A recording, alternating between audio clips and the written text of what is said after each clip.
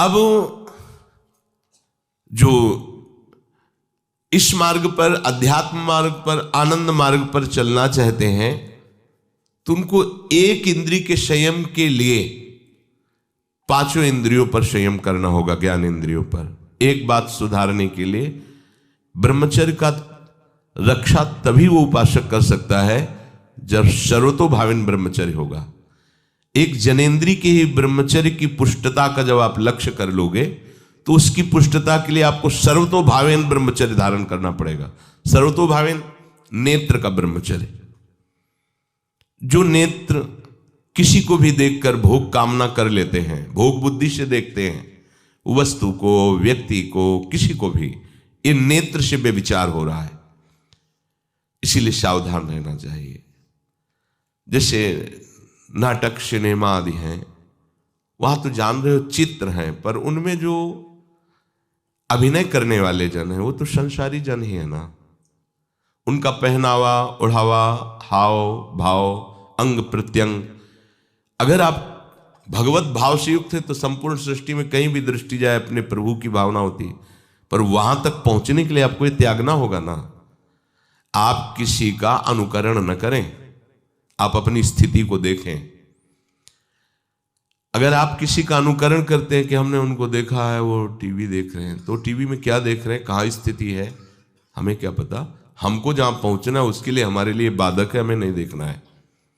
अगर आप माना कि कोई नाटक ही देख रहे हैं, कोई ऐसे सीरियल ही देख रहे हैं, पर उसमें अभिनय करने वाले तो संसारी भोगी पुरुष ही है ना। आप कोई त्यागी जितेंद्रीय महात्मा को थोड़ी देख रहे हैं। तो उस देखने में तन्मयता आती है, जिसको हम देखते हैं उस पर हम आसक्त होते हैं, तभी तो उसका सुख दुख अनुभव होता है। देखो कोई ऐसी रोने वाली सीन आए तो रोना आ जाएगा, हंसने वाली आ जाए तो हंसना आ जाएगा, ऐसे तो उसका प्रभाव हम पर पड़ रहा है ना। तो हम किसी के अभिनय करने वाले के अंग प्रत्यंग को देख रहे हैं और वो कामुक होकर कोई काम चेष्टा कर रहा है या कोई ऐसा, वो सारा का सारा मन कवर कर रहा है आपका, और एकांत होते ही फिर जो मन अपना मनमानी करवाएगा आप नहीं सह पाएंगे। इसलिए नेत्र का ब्रह्मचर्य सबसे पहले शुरू कीजिए। आपको वो चीज नहीं देखनी, वो बात नहीं पढ़नी, वो दृश्य नहीं। श्रीमद् भागवत में वर्णन है, कोई पशु पक्षी भी मैथुन कर रहा हो, अचानक दृष्टि गई तो मानसिक प्रणाम करके दोबारा दृष्टि नहीं जानी चाहिए।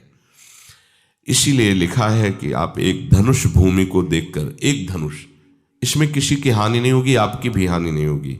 आप एक धनुष भूमि देख करके ही चलिए, मतलब बहुत लंबी दूरी देखने की जरूरत नहीं है, बहुत दृष्टि उठा करके इधर उधर गर्दन हिलाने की जरूरत नहीं है।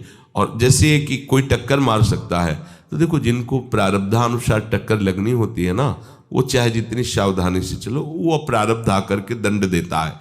अन्यथा सीम की चाप सके को तासु, बड़ रखवार रमापति जासु। आप जा रहे हो भगवत चिंतन करते हुए तो प्रभु का नाम आपका पहरेदार अंग रक्षक है, कोई बाल भी बाका नहीं कर सकता। आपका प्रारब्ध यदि आया है, प्रभु से पास हो गया है कि आपको ये दंड मिलना चाहिए, फिर मिलेगा। आप निश्चिंत रहिए, निर्भय रहिए। प्रभु का जो विधान है वो मंगल करने वाला है। देखो इतने बड़े महापुरुष पूज्य श्री राधा बाबा, श्री आद्याशक्ति भगवती की प्रसन्नता की आराधना कर रहे हैं, क्योंकि श्री कृष्ण हमारे पति हों, इस सिद्धांत की पुष्टता के लिए। और पैर फिसल जाता है, स्नान करने जाते हैं, खड़ाऊ पहने हुए थे और अंग टूट जाता है, दवा नहीं लेते, बांस की खिपचाल बांधकर पुनः अनुष्ठान में बैठते हैं। बलिहारी ऐसी सामर्थ्य की, ये भागवतिक प्रारब्ध ऐसे महापुरुषों को भी दंड दे देता है। देखो ना, ऐसे महापुरुष जो ऐसी ऊंचाई पर पहुंचे हैं और इतने भागवत भजन में नियम निष्ठ हैं, उनको भी प्रारब्ध दंड दे रहा है शरीर को। तो अपने को इससे निश्चिंत हो जाना है। जो होना है उसे रोक नहीं सकते, जो नहीं होना उसे कोई कर नहीं सकता। अपने आराध्य देव के चिंतन में ज्यादा नेत्रों को इधर उधर दौड़ाने की जरूरत नहीं है।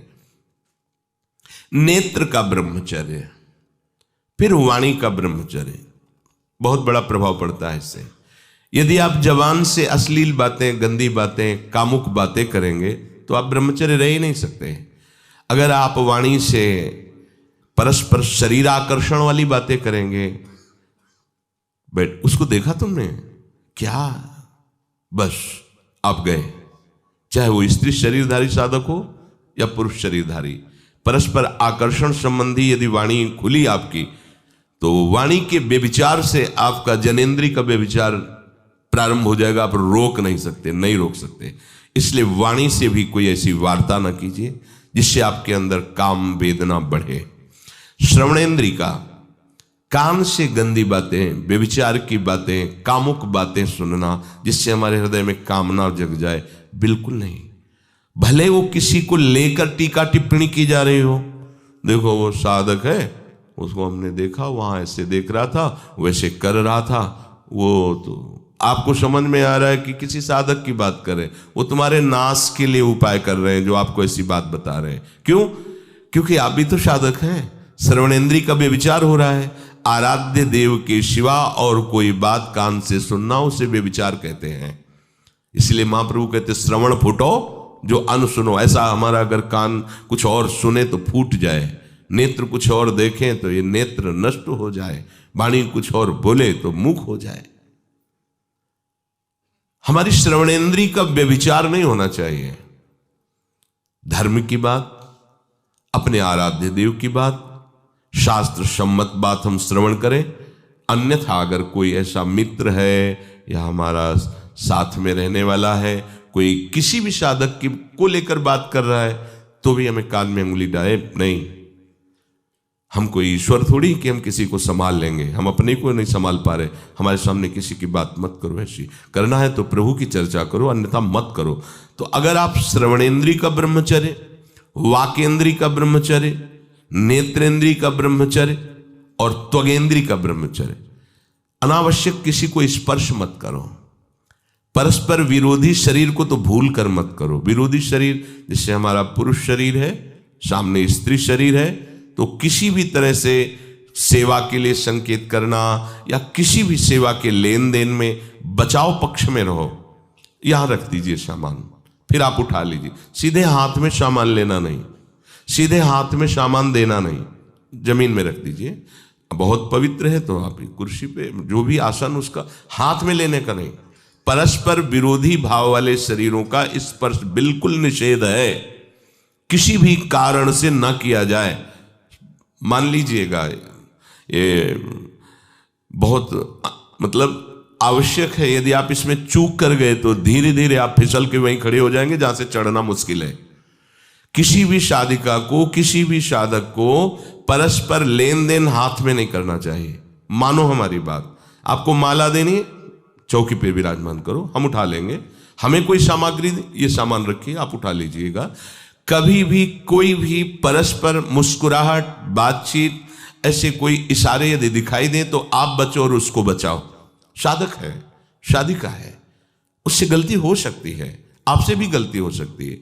आप सत्संग सुनते हैं, आपको लगा कि इसकी मुस्कुराहट, इसकी कुछ चेष्टा ऐसी दिखाई दे रही है जो हमारे अंदर कामुकता पैदा कर सकती है, उसको भी बचाओ और स्वयं बचो, तो भगवान आप पर प्रसन्न हो जाएंगे। वो देख रहे हैं अंदर की बात। साधक को बहुत सावधान रहने की आवश्यकता। ये इसको खिलवाड़ मत समझो, इसीलिए कह रहे हैं ये अध्यात्म है, ये परमार्थ है। आपको लगेगा नहीं कि क्या हुआ, मैं कहां भ्रष्ट हुआ, ऐसी जगह खड़े हो जाओगे कि जान भी नहीं पाओगे कि मैं कहां चढ़ रहा था, दोबारा उत्साह भी नहीं आ पाएगा। बात अच्छे से समझ लीजिए। तो हमारी त्वगेंद्रिय का व्यभिचार ना होने पावे, सहसा किसी का इस पर, किसी की भी अगर सेवा करने का सौभाग्य मिले, फिर उसमें ये प्रश्न नहीं उठता। अगर कोई गिर आप पड़ा है, भला ऐसी स्थिति में कि मुझे अत्यंत आवश्यक है उसे उठाना, अगर नहीं उठाते तो वो कष्ट पा रहा, अचानक कोई गिर जाए, फिर हम ये नहीं देखेंगे, फिर ये हम सूत्र नहीं स्वीकार करेंगे कि अब हम तो ब्रह्मचारी हैं, अब हम खड़े खड़े देख नहीं। उसको अत्यंत आवश्यकता है हमारी। अब उस समय हम भूल गए अपने आप को और उसको उठा करके अगर हमें अस्पताल ले जाना, अस्पताल ले जाएंगे, जरूरत है हम उसकी सेवा करेंगे। सावधान। वो भगवत भाव से की हुई सेवा तुम्हारे अंदर आध्यात्मिक शक्ति पैदा करेगी, काम भावना नहीं पैदा करेगी। हमारी माँ बीमार हो और हमें उसे पता चला कि शौच कर दिया है, हमें शौचाना पड़े, हमें उसका मल धोना पड़े, तो क्या हमें काम जागृत हो जाएगा? क्या मेरी माँ है, हमारी बुद्धि कभी ऐसी नहीं होगी आपका पिता है और आप लड़की हो, कोई दूसरा रह नहीं गया और वो बीमार है, आपको ऐसी क्या काम जागृत हो जाएगा क्या? अगर ऐसी सेवा में काम जागृत होता तो कोई नर्स ही अस्पताल में नहीं होती।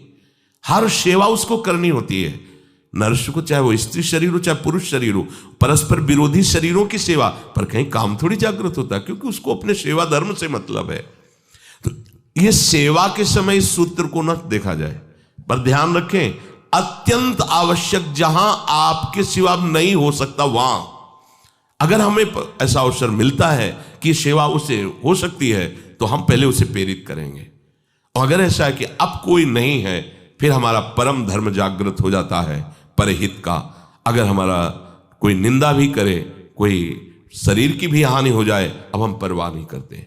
परहित सरिस धर्म नहीं भाई, इससे बड़ा कोई धर्म नहीं है। पर ध्यान रखें, भगवान को साक्षी करके ये उस समय की बात है जहां बिल्कुल कोई अब गुंजाइश नहीं रह गई है।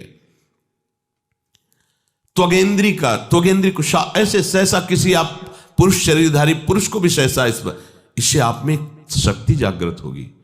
यदि आप वाणी को मौन रखते हैं और भगवान नाम जप करते हैं और सत्य बोलते हैं, तो आप जब कभी जो कुछ भी बोलेंगे वैसा ही सत्य होगा।